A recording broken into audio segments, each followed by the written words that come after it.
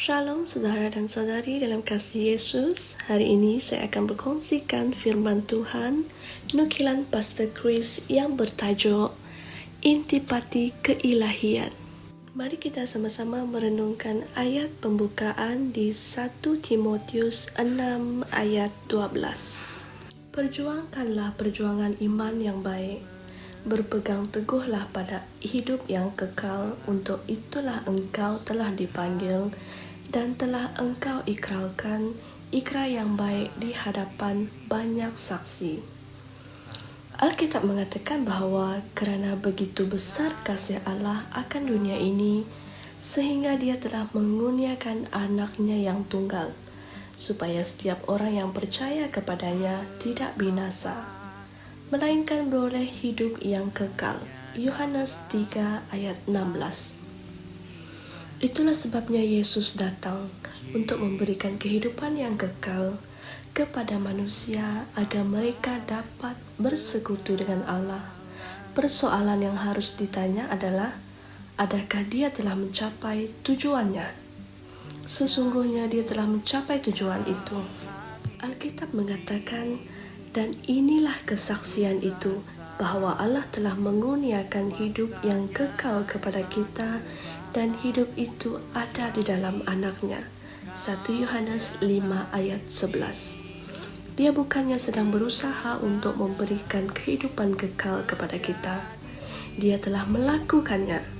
Ayat Injil yang berikutnya mengatakan, sesiapa yang mempunyai anak Allah mempunyai hidup. Sesiapa yang tidak mempunyai anak Allah tidak mempunyai hidup. 1 Yohanes 5 ayat 12. Dia sebenarnya merujuk kepada kehidupan dan sifat Allah. Kehidupan seperti Allah, intipati keilahian. Kehidupan itu tidak boleh dibinasakan. Kehidupan itu tidak boleh gagal atau mati. Inilah kehidupan yang kamu miliki dalam Kristus. Efesus 2 ayat 1 berkata, dan kamu yang sudah mati kerana kesalahan-kesalahan dan dosa-dosamu telah dihidupkan oleh Dia. Kamu tidak lagi mati kerana dosa-dosa. Mengapa? Ini kerana kamu sudah mempunyai kehidupan yang kekal sekarang. Malangnya, tidak ramai orang Kristen tahu bahawa mereka mempunyai kehidupan yang kekal.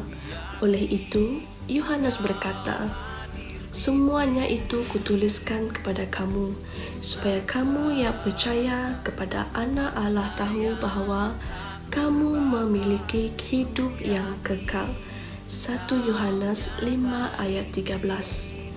Yohanes menulis perkara ini kepada mereka kerana mereka hidup seolah-olah mereka tidak mempunyai kehidupan ilahi. Dan sekarang, kamu dapat memahami dengan lebih jelas mengapa Paulus menulis surat kepada Timotius dan berkata, berpegang teguhlah pada hidup yang kekal. Bahagian ayat yang digariskan adalah epilambanomai, bahasa Yunani, dan ia bermaksud untuk mengambil sesuatu tanpa melepaskannya. Begitulah cara kamu mengaitkannya dengan kehidupan yang kekal. Jangan biarkan kehidupan kekal itu hanya menjadi teori pengetahuan bagi kamu.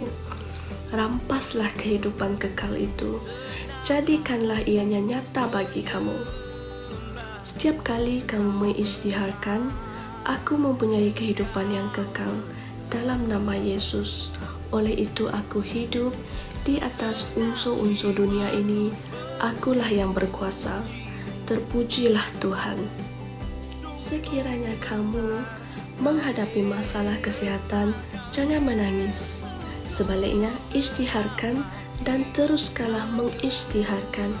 Aku disempurnakan dalam Kristus Yesus. Aku enggan menampung apa-apa kesakitan atau penyakit di dalam tubuhku, kerana aku mempunyai kehidupan Tuhan di dalam diri aku. Aku telah memiliki kehidupan yang kekal.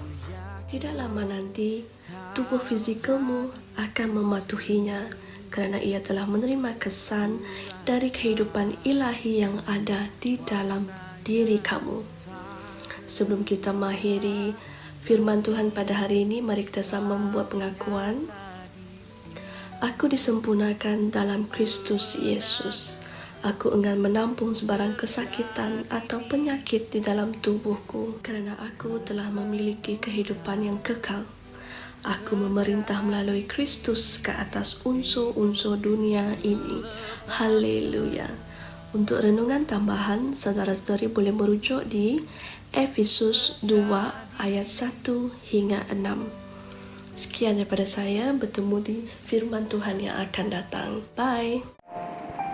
Kami percaya saudara-saudari semua telah diberkati dengan perkongsian firman dari Rhapsody Reality. Bagi sesiapa yang ingin menjadikan Yesus Kristus sebagai Tuhan dalam kehidupanmu, kamu boleh mengucapkan doa ini bersama dengan saya. Ya Tuhan Allah, aku mempercayai Yesus Kristus, Anak Allah yang hidup dengan sepenuh hatiku. Aku percaya Dia telah mati untukku dan Allah telah membangkitkan Dia dari kematian. Aku percaya Dia hidup hari ini. Aku mengaku dengan mulutku bahawa Yesus Kristus adalah Tuhan dalam hidupku mulai dari hari ini. Melalui Dia dan di dalam nama-Nya, aku mempunyai kehidupan yang kekal. Aku telah dilahirkan semula. Terima kasih Allah kerana menyelamatkan jiwaku. Aku sekarang adalah anak Allah. Haleluya. Tahniah, sekarang kamu telah menjadi anak Allah.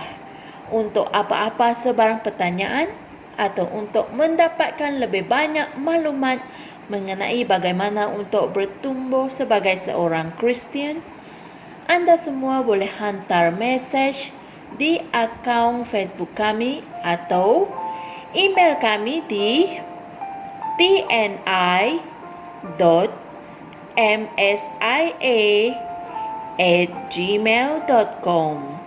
Sekali lagi, tni.msia@gmail.com. Tuhan berkati Anda semua.